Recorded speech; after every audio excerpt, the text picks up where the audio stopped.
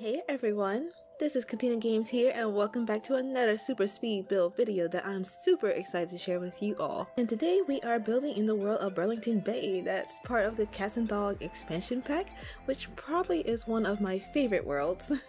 Just because the lighting and the seasons just look so beautiful when building here. As you see here, I am actually building this home in the winter time to go with what I and probably others are currently seeing right now with all the snow that's hitting us, or was hitting us. Fortunately, the weather is kind of warming up in my area, although when it does warm up, usually it means another snowstorm is coming sooner or later. Hopefully later. Let me know in the comment section if you like snow. If you don't, I understand. But actually, I do love snow, I just don't like a whole lot of it. Like, it's super pretty until you get snowed in and you can't get out. Anyway, this build was supposed to be originally a vacay type of snow cabin-ish family home that fits about 5 to 6 Sims, but after building, I realized I could fit up to possibly 8 Sims. I also added a shed for that extra space, and that way, you know, if you have a Sim that's working for a career or you need to build items to sell, they can do it right there. Now, if you like what you see, go ahead and like, comment, and subscribe for more videos in the future. And join, because why not? We're growing, we're thriving, and people here are amazing. Plus, that's the only way for me to know if you like what you're seeing. And I love interacting with you all. It's cool to be able to communicate with people from all over the world that shares the love and interest in Sims. Also, it's free to subscribe, like, and comment, and who doesn't love free? Now onto this build. Yep, this is supposed to be a family home, and I wanted to fit with a rustic and sometimes industrial style for the most part of this home. Of course, the kiddos' bedrooms will have their own style, but I also wanted to work on using color a lot more in my future builds, just because most homes fall into this neutral tone scheme, and I wanted to use color to really create like a story or more of an emotion behind each build. Plus, your girl paid way too much money for these packs where I don't use all these items. I'm gonna use these items. So that's pretty much part of my New Year's resolution, where I'm creating content using more colors to create a story for these homes. Okay, sorry I had to get all that out the way. I just want to explain everything, that way I'm open, honest with you all. Back onto this build, I am actually working in the springtime, I believe, just because I like to be able to see what's going on under the snow.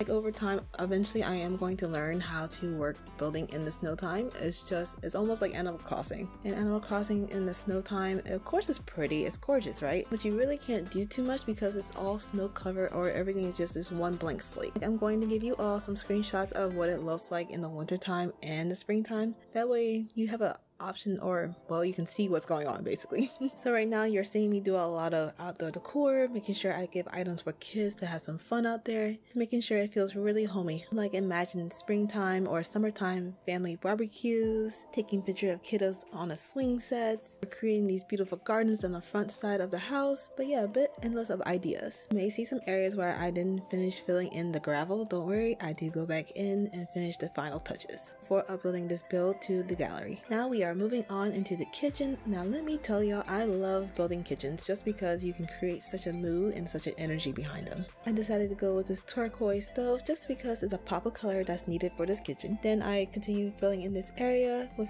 cabinetry and much needed stuff to make your kitchen a kitchen.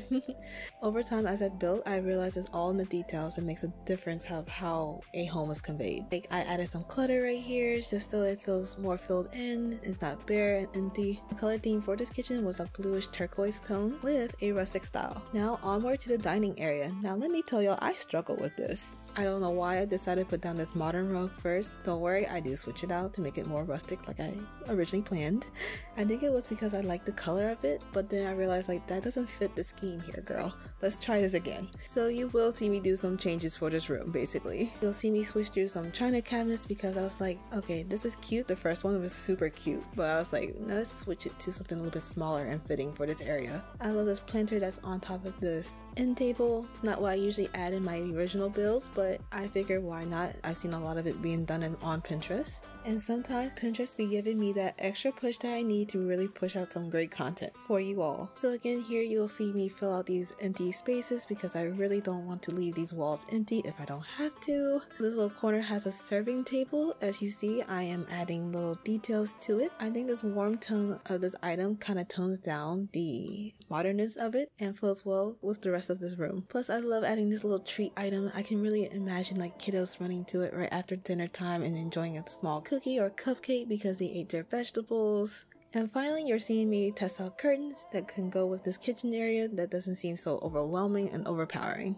Like choosing curtains, I realized can also set a message or a mood for the whole room. So I went with these beautiful blue plaid versions. The other ones were a bit too dark or it was overpowering for the whole room. And we are moving on into the living room, and of course, see, I did go back and switch out that rug because I was like, okay, it's bothering me, and I finally fixed it. Officially now in the living room. So this living room was actually inspired by this burgundy chair with the foot cushion just because I was like, I want to use this so bad and I'm going to use it somehow, some way in this build. I honestly love how all of these warm tones work together just based off of this burgundy chair. Like the chair is the focal point, but the extra decor, it really kind of pulls it together. Then I went about adding the final details. Again, no plain empty walls here. And also I love how the entryway hallway worked out before leading into the living room. And on to the bedroom, well, the master bedroom. I almost felt trapped into picking my favorite bed again, like I always do. So to stop myself, I had to remind myself that I'm building a more rustic style home, so I cannot use this bed. So I chose this yellow comfort bed as a cute focal point, and then I really love how these turquoise tone curtains carry on with this fall vibe. Well, both are very warm toned, so it works really well together. I also added a golden chair to go with the bedspread, and it'd be the perfect spot for the sim to read a good book at. So I decided to come up with a corner space for this desk. I really love this layered shelving that I added to make it really unique to this build. Now onwards to the bathroom. I wanted to add this jacuzzi style bathtub because I've never used it in the build before. The bathroom is pretty simple and warm toned. Here you'll see me add some details for a cat that lives here with the family, although this can be switched out for a dog also if you wish. I also added a calendar here because your girl just does not like bare walls, although it could be useful in certain portions of a home. Now we are heading on over to the teen boys bedroom. Yeah, so this was super fun to build. As you've seen, I almost went with a blue and black theme. I caught myself. So I decided to go with a green olive tone that I've never used before in any of my previous builds. When making this room, I thought of him being really into music. What teen is not into music? But yeah, I added a lot of pictures, posters, you name it, to really kind of hone in that teen energy.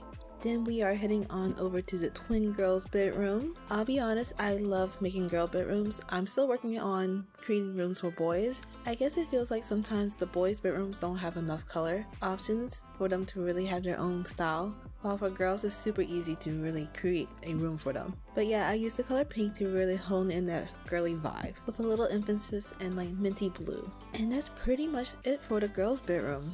And finally, the boys' bedroom for a child and a toddler. They're pretty close in age, so I figured why not just room them together and build a room around them. Well, just for them.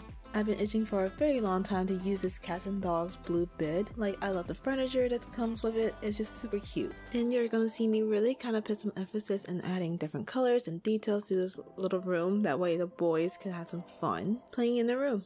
Although this room turned out pretty good, there are times when I still wish we could have more kid items to really bring out kids' personalities.